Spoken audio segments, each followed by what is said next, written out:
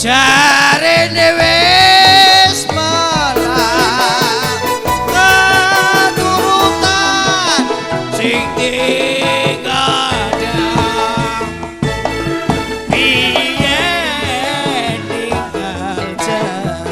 tinggal janji saiki apa lali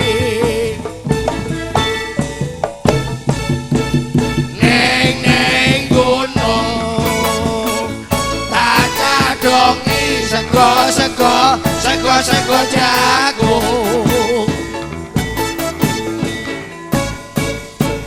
yen mandung asile capek gunung syukur bisa gunung desa dadi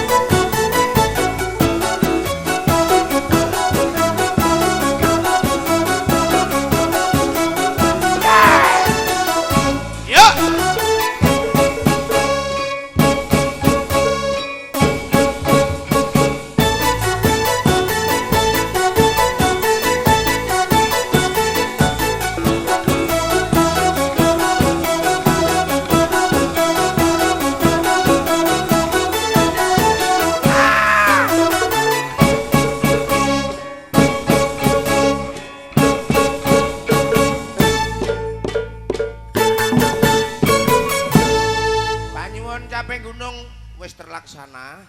Iki tinggal ada permintaan yang terakhir apa saya? Saking Mbah tukang pijet. Mbah Ngasini. Heeh, Dek mau. Ngersake apa? Jam 12. Oh, jam 12. Mangga. Ya ngene, Dek. Dong. Kowe karo aku minangka wakil pagelaran Ketoprak Bakti Kuncoro. Muga-muga sak bubar nanggap ketoprak paringi seger kewarasan lancar rezeki. Amin. Kowe karo aku nelakke gong panuwun nek ana kekurangane lan klerune kanca-kanca sak rombongan muga diparingi pangapura, jur menungso urip kedunungan lali lan salah. Oke. Ada jam 12, Bro. Kok gak mulai njaluk pijet tau. Bang Asini jarine iku Bukita iku. Entek tuwe kaya nang hotel kemulan karo gletak. Wah.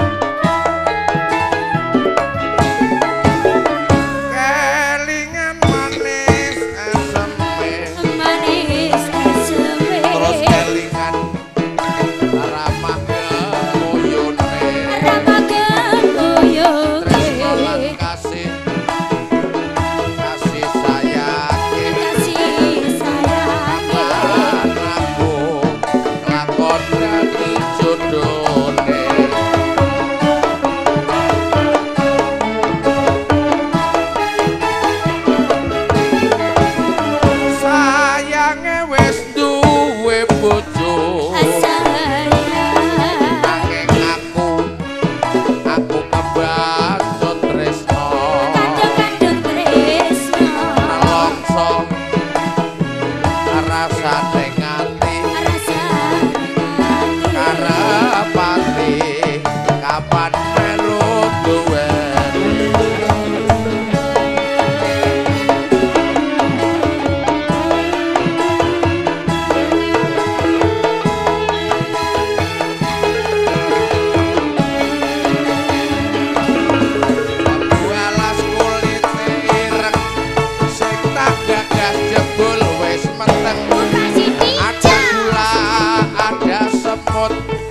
durung rondo aja direbut.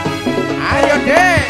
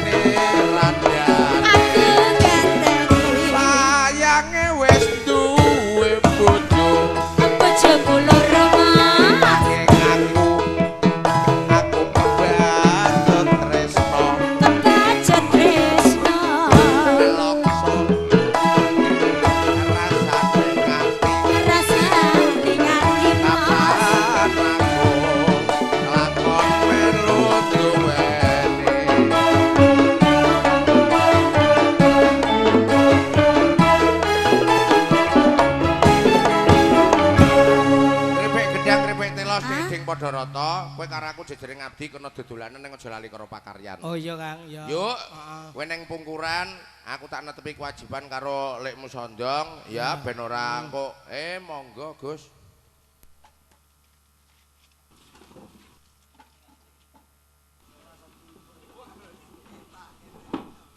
Ngerti Gus suarane? Non. Loh. Lu gue kok jengking? Lu biasa mak plak ngono gini. Seniman korban tabrak lari. Yuk, alhamdulillah. Loh. Kok alhamdulillah artik. Lah piye tabrak lari sing nabrak kacane dhewe kon ngasano. Sajiyo. Keng pundi? Pancen akeh julukane. Pripun? Musisi korban sound system. Seniman korban tabrak lari. Ning ra isih diparingi seger kuwarajan jeneng Alhamdulillah. menungso lecet niku lumrah. Alah kader ngene iki. Aduh, ora ti. Awan mau kejelunguk. Badhe tindak pundi, Gus? Arep goleki Pratiwi. Loh. Lho kok digoleki Pratiwi teng pundi? Ya sing salah kuwi aku. Pratiwi kira kondo seneng karo aku, kepengin bebujuan kelawan aku. Nggih. Raden aku kuwi duwe katresnan yo, Lik, jeneng Wulansari sampeyan tak eling. Heeh. Anake Cucut Kala Sekti. Iya. Lah ning kono aku mbudidaya nampik kelawan Pratiwi aja nganti kagelan atine. Ewa semono Pratiwi ora gelem nampa ing kahanan. Dekne meksa kepengin dadi bojoku. Mbok menawa kesenggol rasane, putung atine Nganti ninggalke pertape. Desa Teluk Prigi kene. Ya ngene lho, Lek. Kowe dadi nom lagi-lagi wae. Nek Lek Bela karo Lek Sondong ki wis suwe ngrasake tau dadi nom. Rasane wong dadi korban katresnan ki ngono kuwi. Seneng ora keturutan. Ana kala mangsane sing nganyut tuwuh. Ana sing mati tanpa sebab merga bot-bote tresnani karo wong. Apa sing dadi pengangen-angene ora keturutan? Ora keturutan. Mula saiki ngene lho, wong awake jejering manungsa majinamatan cara tembunge mentereng saling memberi baju. Iya. Upama wektu dina iki Pratiwi ninggalke padepokan bot-bote kewirangan tresnani kowe ora kelakon, saiki apa alane ayo do digoleki bareng-bareng. Sapa ngerti kuwatine lilih. Kamangka kowe ora edan bejo lho, Le. Lho iya, Ngerti kebanteran gone mikir. banter gone mikir, stres, Nganti stres, edan. tinaban turut dalan Nah, sing ora mung aku. ora mung kowe. Malah boko jembros. Nah, mula kuwi saiki bareng-bareng ayo digoleki ning ndi, nek kena diripe saranane arep dijak mulih. Mengko aku bakal njupuk atine supaya bisa lilih. Lah, gelem gelem mulih. mulih. Lah ngono. Melu aku. Ayo.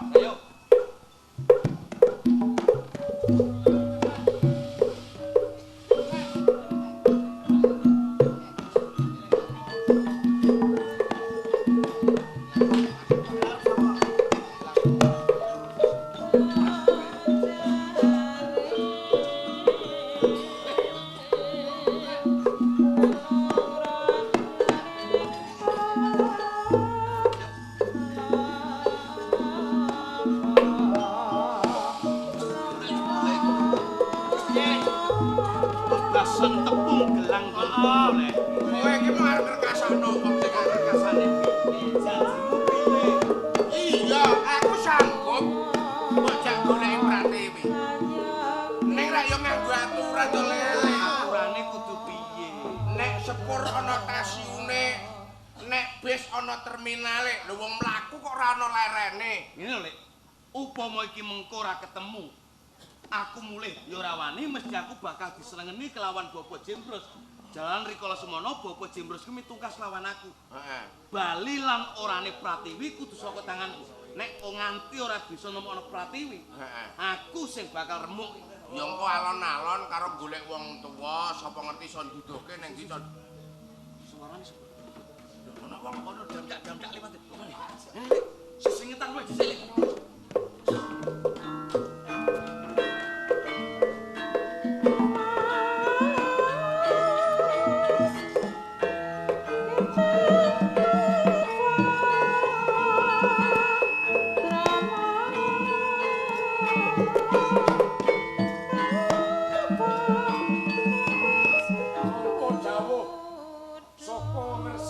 Guru Buyut Pranamaya yen dina iki sakabeh murid kudu kumpul ana ing guwa mayit apa kang dadi wigatine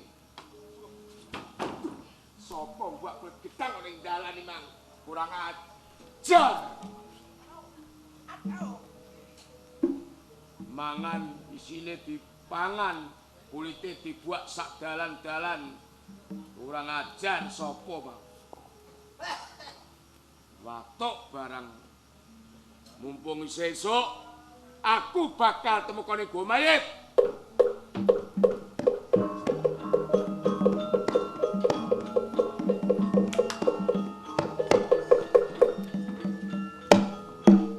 Sapa lek wong? Barang ngerti. Urung. Iku mau gagak ulung. Gagak bocah Caman dekar. Kang wis kulit.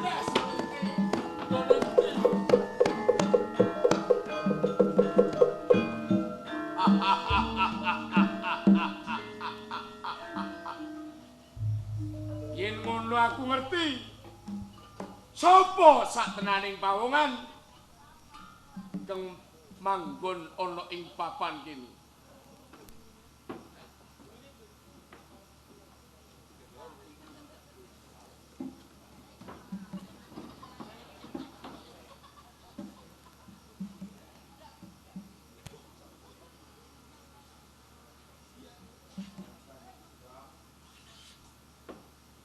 kowe apa ora?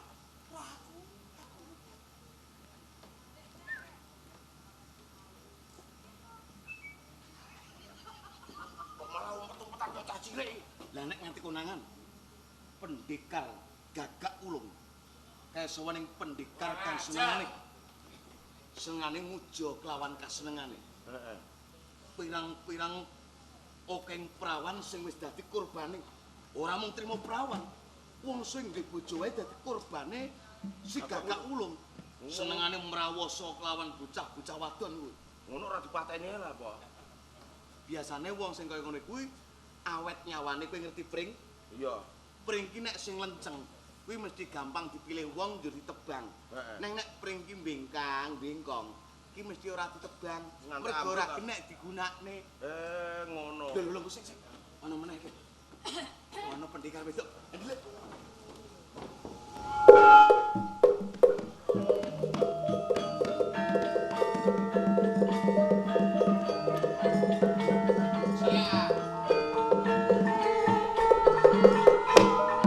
Wis adoh aku ninggalake saka ngomong.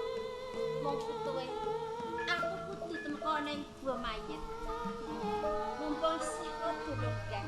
Mumpung sing rada padha bakal tak bacot.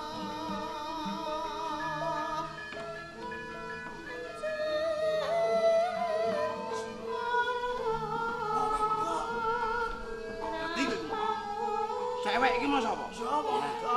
Kuwi jenenge Dedeh Sawitri.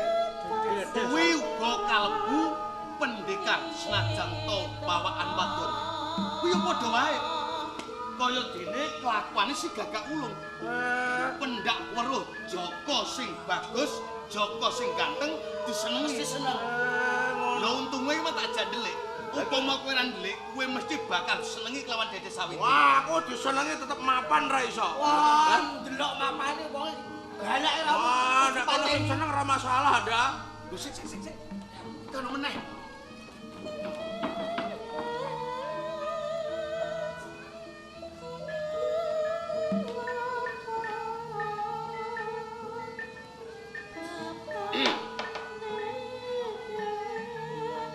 Apa sing dikarepake? Guru Ki Buyut Pranamaya. Aku supaya temekoning gua mayit. Manut pratelane dianakake sarasean peranganing murid ana ing gua mayit. Iki sing tak enteni. Gonku dadi murid Ki Buyut Pranamaya. Satenane ora lahir batin. Nanging mung kanggo kur-kur jajaki sepira kebisan lan kepinterane Buyut Pranamaya. Lena aja takon dosa. Ora. Oi, sing nehmu kaya iki ketok wong India ya. Yo. Kok India to. Ora kok kaya tuan takur kene ana pilise. Kowe ngerti? Kowe aja lolo wong siji kuwi lho. Sapa? Ora Kowe nek lolo karo wong siji mah pitunge karo aku. Waduh. Lho nek ngono kuwi. Lho iya, Lah kuwi sapa? kowe mau jenenge Cucut Kaloseti. Cucut Lah pernah apa mbek sampean? Calon ora tuwa. Hehehe, calon ora Kuwi tuwa. bapake Wulansari. Kuwi bapake Wulansari. Heeh. Lah ki marne ndi le? Tak rungokne yen to dhewekne bakal tumuju ana ing. Sik. Hei!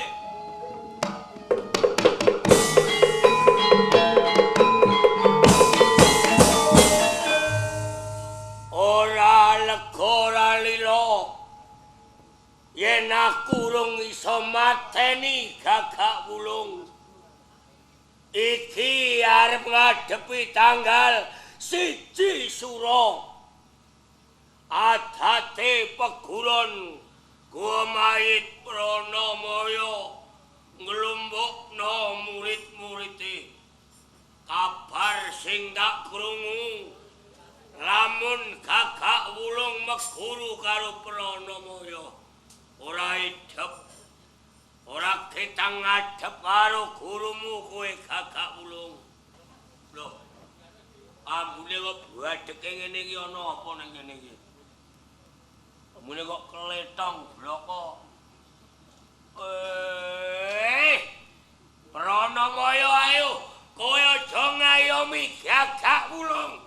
Nek kowe ngayomi gagak ulung tak obrak-abrik kowe mayit.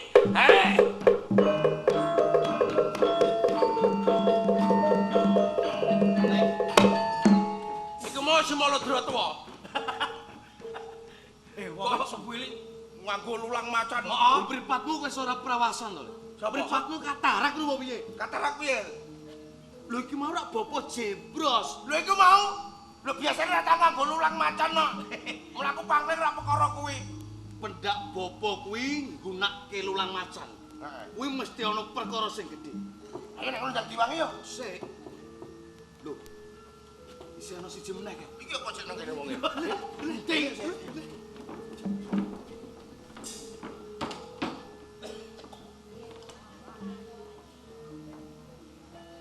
Kae Bapak Jembros. Kok lakune Bapak Jembros digelak kaya ngono ki ana apa kae? Oh. Nek ra wurung mesti goleki gagak ulung. Umpama ana cilakane Bapak Jembros, aku kang tanggung jawab aku kang kelangan. Bapak, Bapak.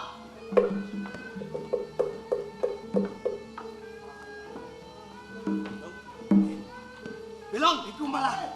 Ayo Pratiwi malah melu. malah melu tak goleki. Lho kok malah Pratiwi? Lho iku mau Iya kabeh padha ngener ning gone gua mayit. gua mayit. Nek nganti ana apa-apane kelawan Bapak Jembros, para malah Pratiwi uga melu mengko yen nganti dumadi kang ora genah. Lah mau wis liwat kene karo mbok cegat. Apa wangi le? Wah, mau ning ngono mumpung urung ada. Maksudnya piye? Ya dicegati aja nganti entuk mlebu ning Ngene wae. gua mayit. Aja nganti kawis tara nek kowe karo aku sumusul kelawan Bapak Jembros. Ah, ngono. Diulati saka kaduan wae. Kaduan ya. Oke? Oke, Bro. Ayo. Oke, Bro. Kowe apene bedel lho. Bedel apene bedel ngono. Ayo, budal. Budal. Budal. Ya.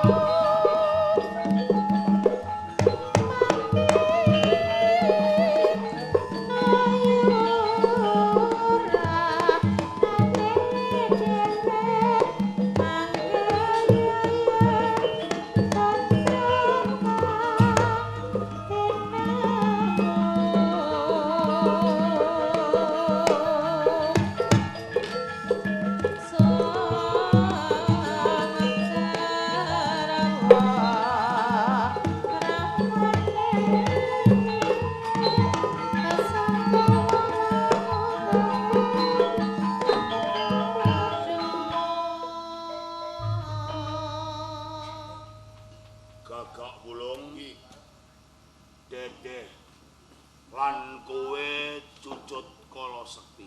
Dawuh.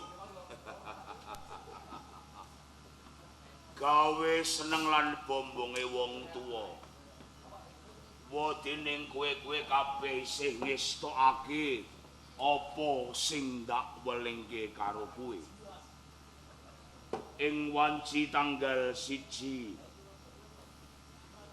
ngepasi dina Jemuah Legi iki kowe padha tak tekakake kene. Nyatane ora ana sing padha nglirwakake ateges kowe sing ngajeni karo wong tuwa. Kowe isih merailu apa sing tak wejangake karo kowe-kowe kabeh. Mula sekithik aku ora duwe rasa iman.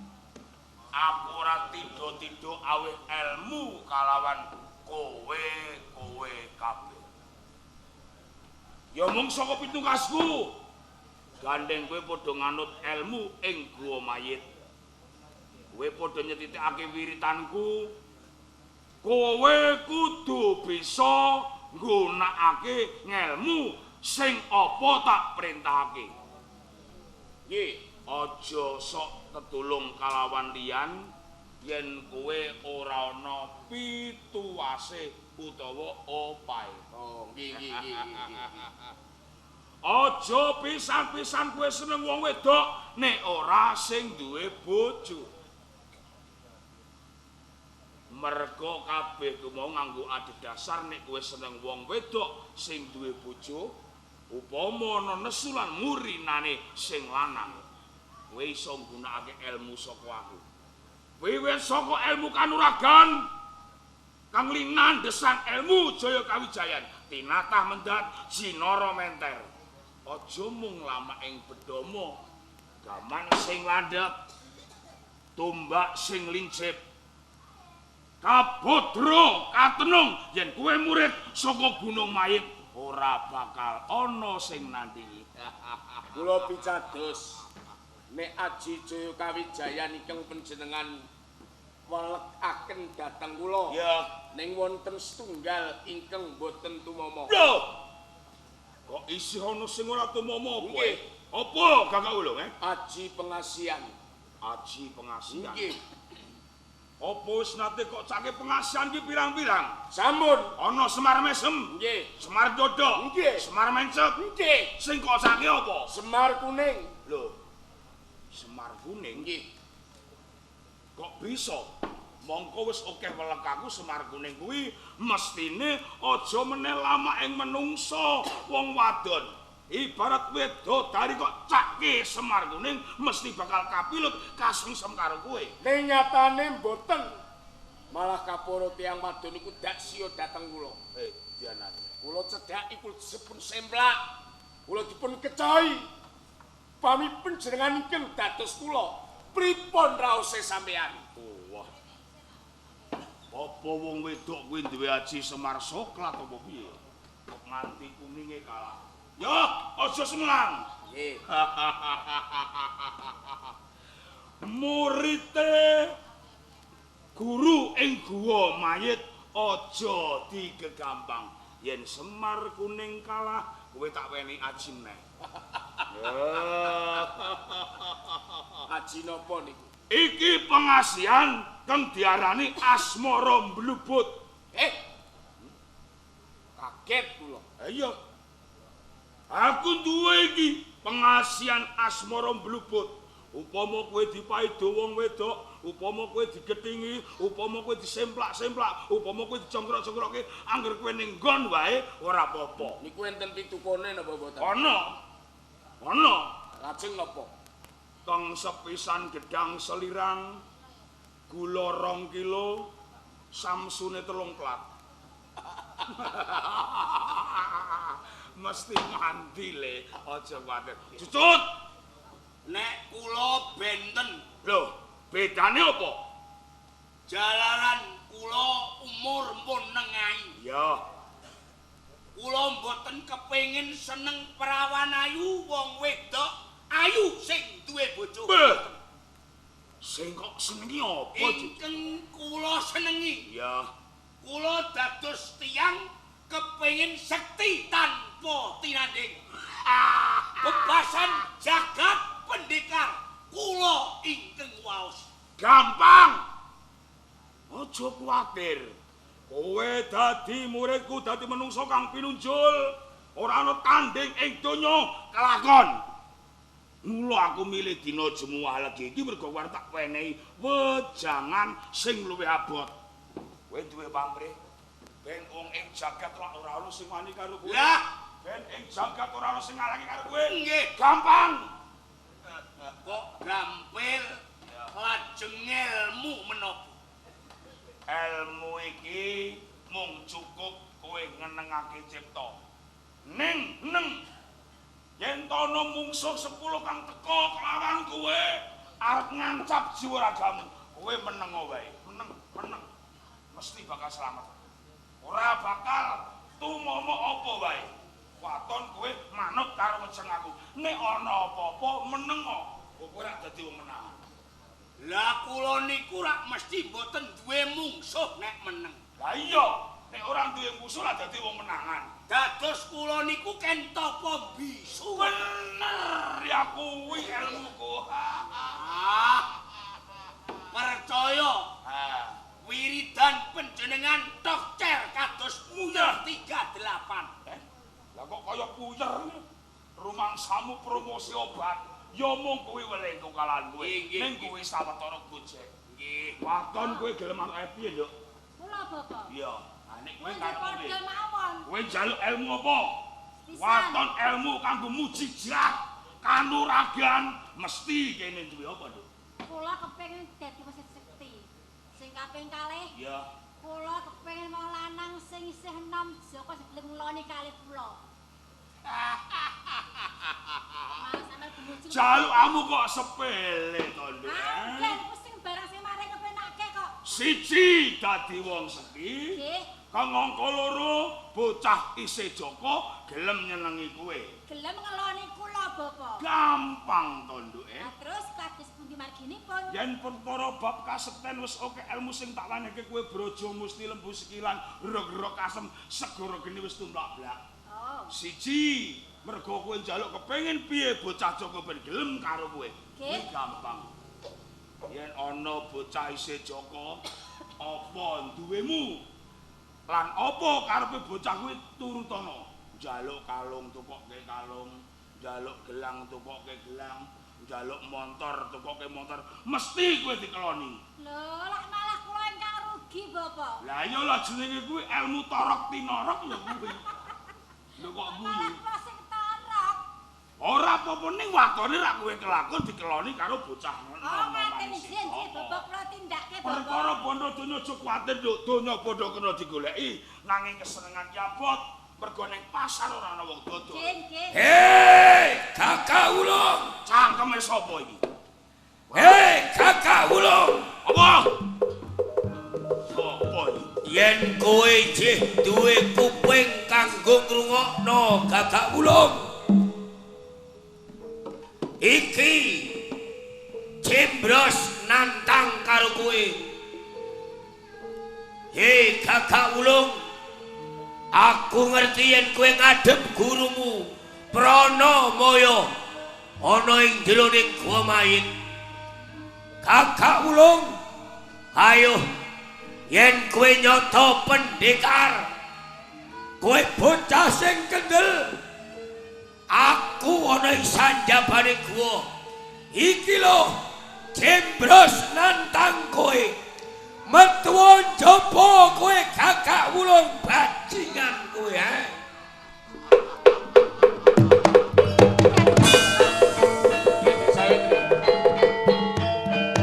Sampeyan wong lanang. Jare sekti. Ditatna wong kok mung trima meneng bae to sampeyan kuwi.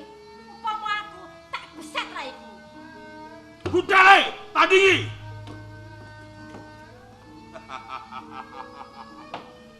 Aku ora pangling.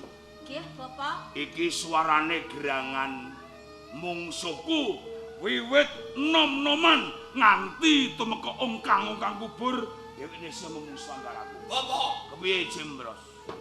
mongko gagak ulung.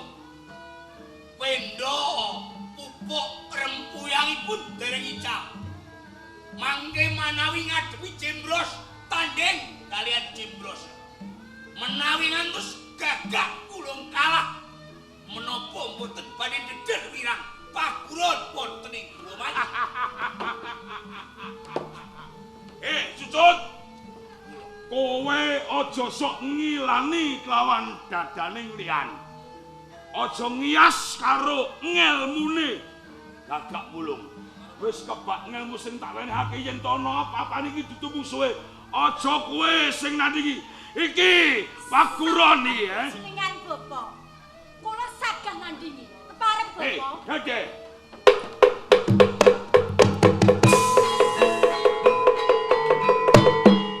Kok malah wong wedok sih? Bapak, Piye? badhe kula ketinggalaken. Anggen kula perwita wonten ing Guwa Mayit. Sampun ngantos panjenenganing tumandang kula. Hei, wah kurang ajar iki.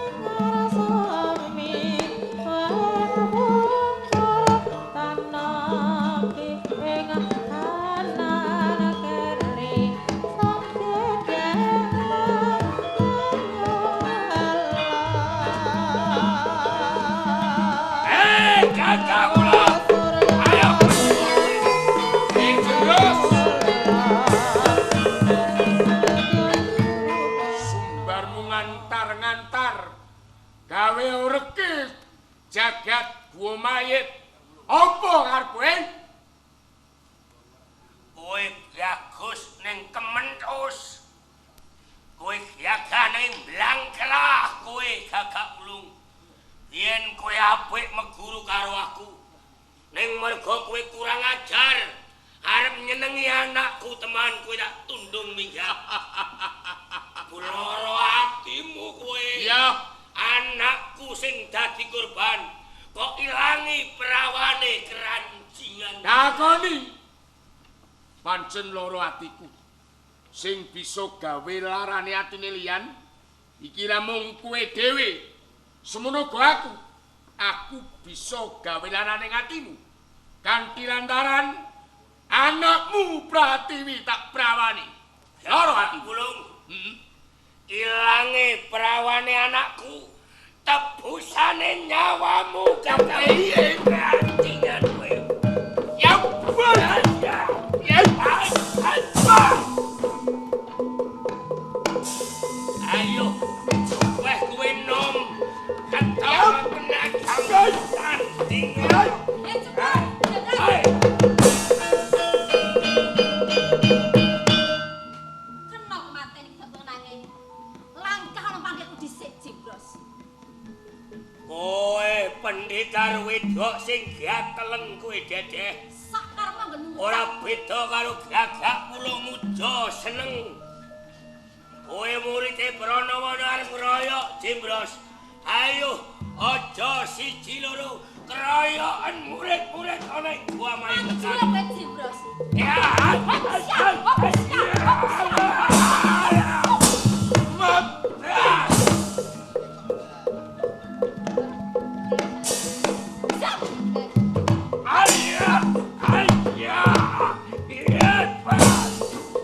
Bapak Jibros.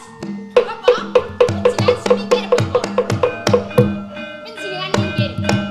Sing ngadepi Dedes kula, Bapak. Aja melu-melu. Minggir, Bapak. Aja Pratiwi. Maju, Hop, siap. Hop, siap. Hop, siap. Hop.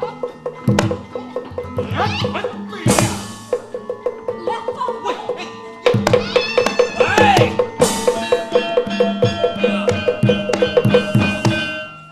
Kurang ajar. Peluh.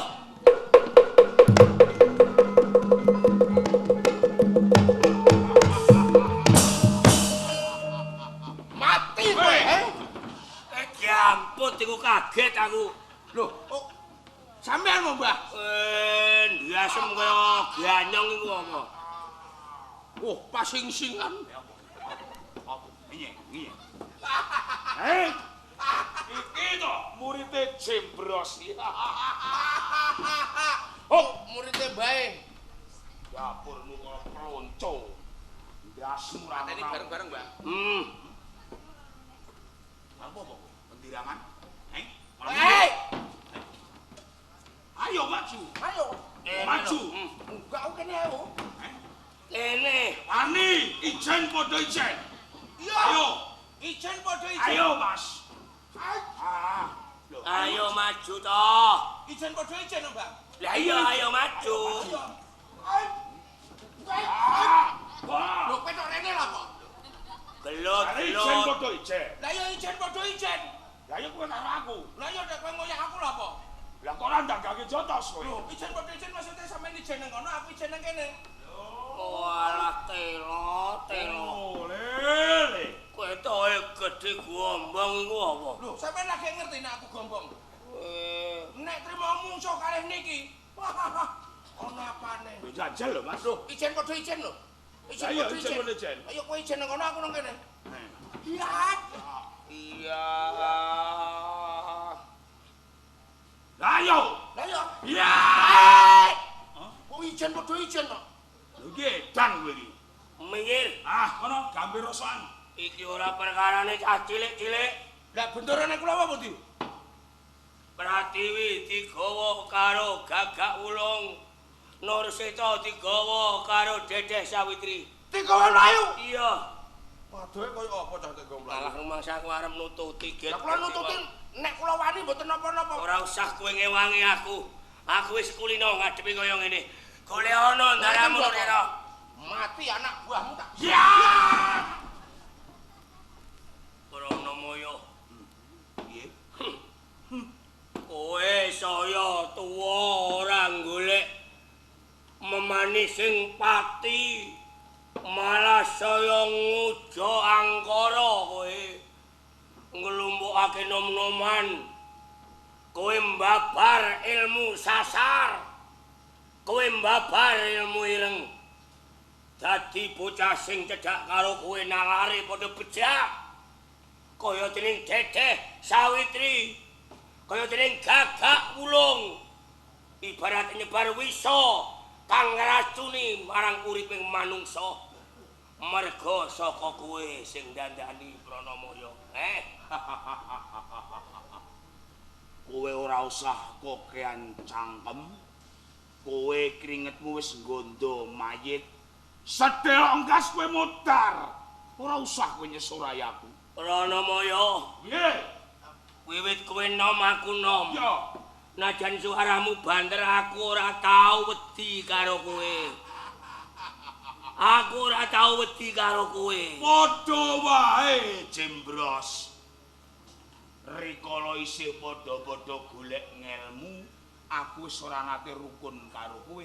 Saya saiki wis padha-padha dadi wong tuwa. Arep aku ngumbar angkara, arep aku mejang ilmu ireng lan liya-liyane, kowe ora usah melu-melu. Pranamaya, Apa? kowe arep ngujo angkara monggo kuwi hakmu. Yo, Nanging aja jajal-jajal. Kowe nyerempet uripe Jembros. pancen tak sengaja tak serempet. Muridmu Gagak Wulung wis ngrayangi uripku. Anakku dilangi perawane karo Gagak Wulung. Parandene ning kene Gagak Wulung ora ana sing ana kowe, tak anggap padha wae. Ya kuwi sing tak nggo dadakan. Pancen kabeh aku sing merintah. Nggonku menehi ilmu, nggonku menehi pangerten. Kudu iso ganggu gawe kalawan liyan, saya-saya ning daging kulitmu. Nek perlu ora mung diruda peksa, nek perlu murid saka kowe, wiridan saka Jembrot, cilik dipeloro gedhe dipateni ngerti. Tak tabrak kowe Pranamaya. jajal. Jembros tani ngono.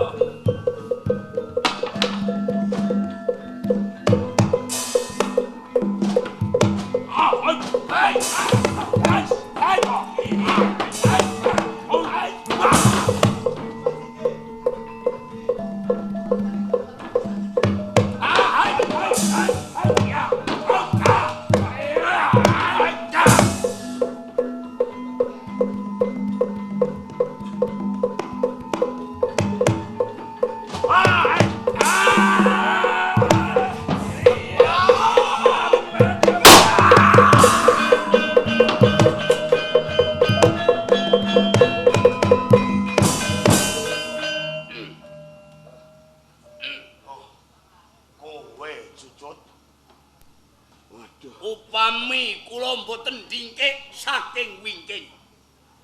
Panjenengan sampun pecah saking tanganipun Jimbros. Iya. Aku nelake matur nuwun karo kowe Cucut. Upama pancen iki ora ana kowe, aku wis temek ing pati. Tujune kowe sih eling karo aku. Matur nuwun aku. Nggih, menika sembulih kula kalian tiyang sepuh. Jalaran kula rumaos bodho panjenengan pinteraken, boten ngertos manggetahaken guru. Iya. Sampun ngantos panjenengan madosi peranganipun murid-muridipun Ki Jimbros. Lah karepmu. Wangsul kemawon wonten ing Gumayit. Ya, aku tak bali ya reksanen dulur-dulurmu murid saka Gua Mayit ya. Pun duwe wasenggo semelaku. Wang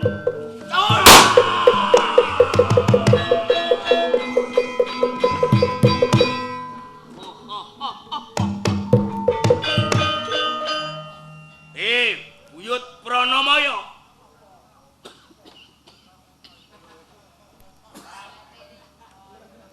Pancen iki sing tak ajab.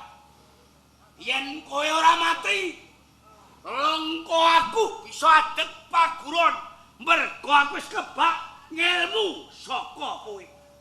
Yen kowe mati, murid perangane sing kok wejang mesti geguru karo Tutut Kala Sekti.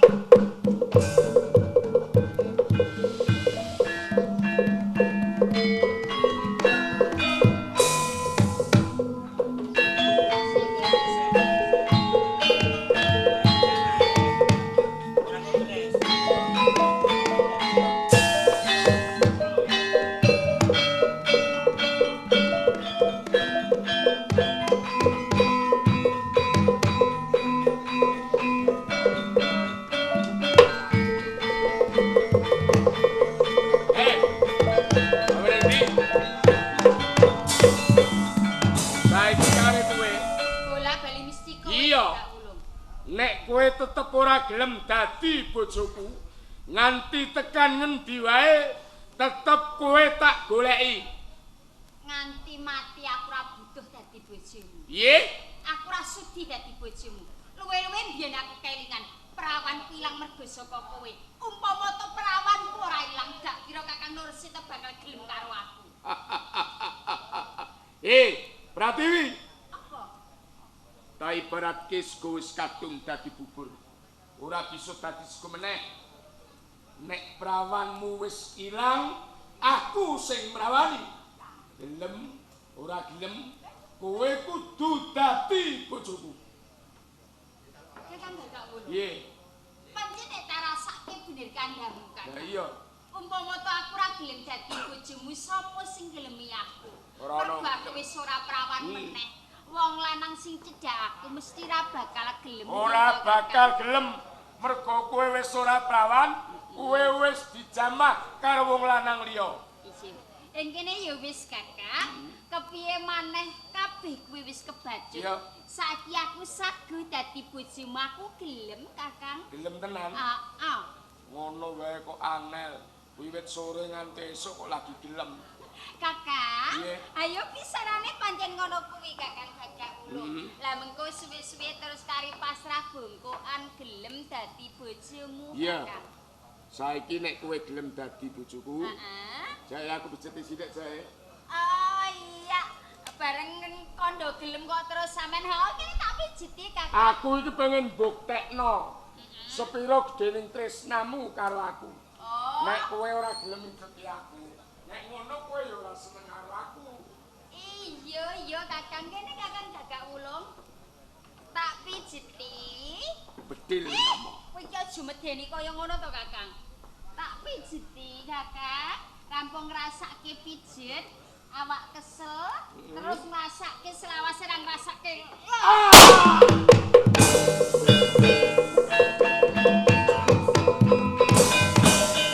Lah kok enak rumangsamu aku gelem dadi bojomu Gagak Ulung. Tinimbang aku ora kelakon dadi bojomu, luwih becik mati.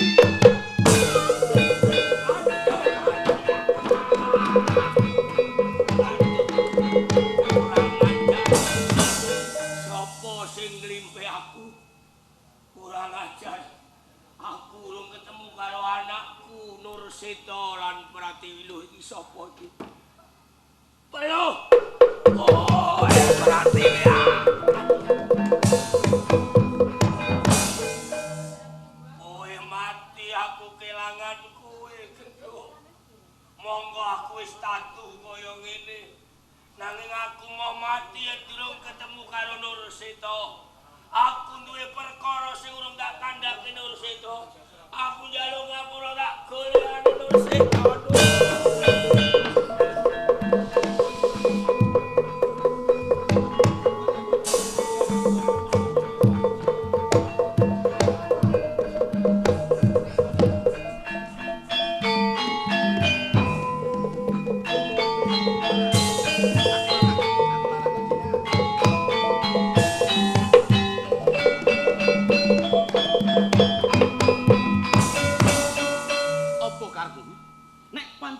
Tanding ayo tanding ana iki Nur Seta. Anake Bapak Jembros. Nur Seta. Ana apa? Ora usah kowe tanding karo aku. Iki dudu perkaramu. Iki dudu urusanmu. Sing baku nyang kene saiki kowe karo aku. Kowe kandha yen to iki dudu perkara. Iya. Jembros kae wong tuaku. Pratiwi kae sedulurku. Kowe bakal nyilakake wong loro.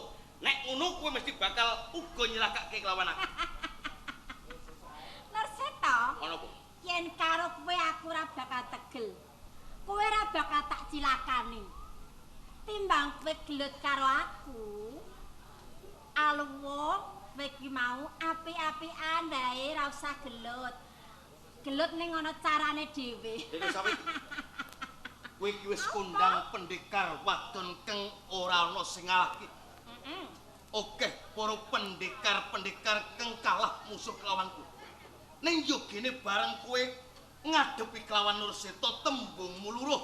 Kowe kaya-kaya ilang daya kekuatanmu. Apa sing kok piye Nur Seta? Tak akoni. Bareng aku ngerti rupamu sing bagus, atiku jer luluh. Mula saka piye Nur Seta? Saiki ngene wae. Kowe yen kudu perang karo aku tak adeni. Nanging deleng-deleng perange. Ayo, yen kowe ngajak tanding lawan aku. Aja mung sedina rong dina sesasi. Ora rampung sasi setahun. Aku sing wani ngadep lawan Yen kowe. kowe iki mau musuh marang aku monggo priya. Tan bisa bakal menang. Nah, Yo sing kok karepe? Sing tak karepke gelut karo aku nyang sentong. Hah? Gelut nyang sentong. Iya. Kuwi ora lumrahe wong gegelutan. Nanging kuwi wong ngenyam swarga donya. Ayo kuwi sing tak jaluk. Ladenono aku, kelonono aku, ben aku tambah umur, ben aku tambah enom. Lakon Dede Salini.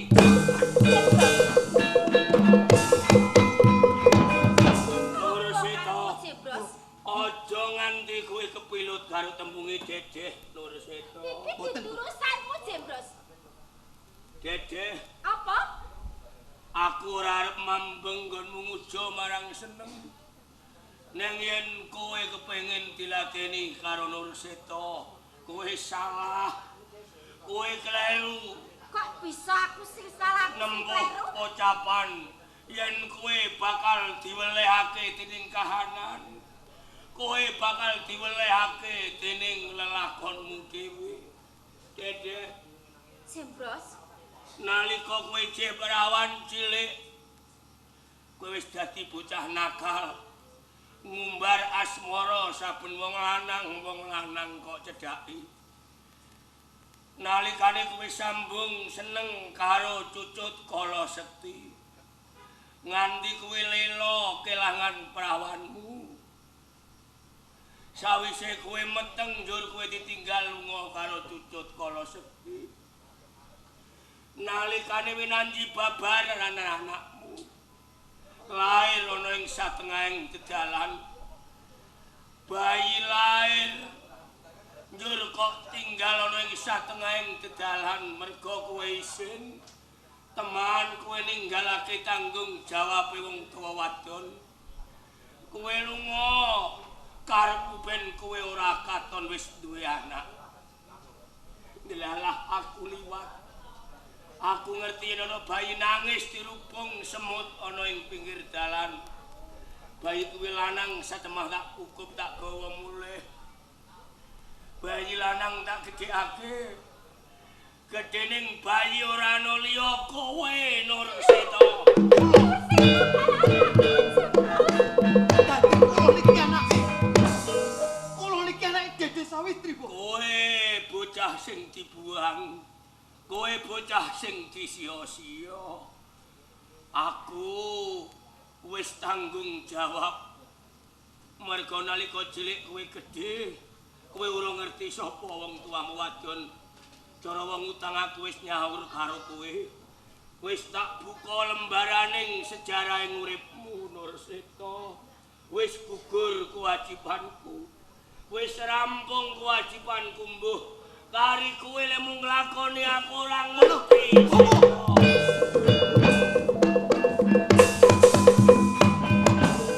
Nur Seto, Ger.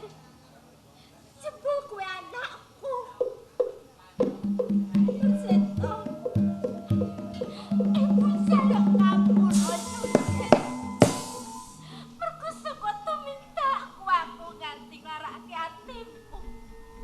Kowe tak umbang ngekoso.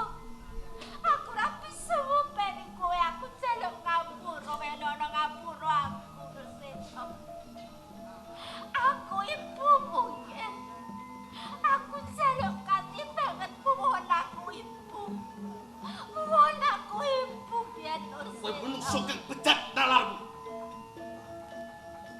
Bareng aku wis katon gedhe njur kowe gampang ngakoni kelawan aku.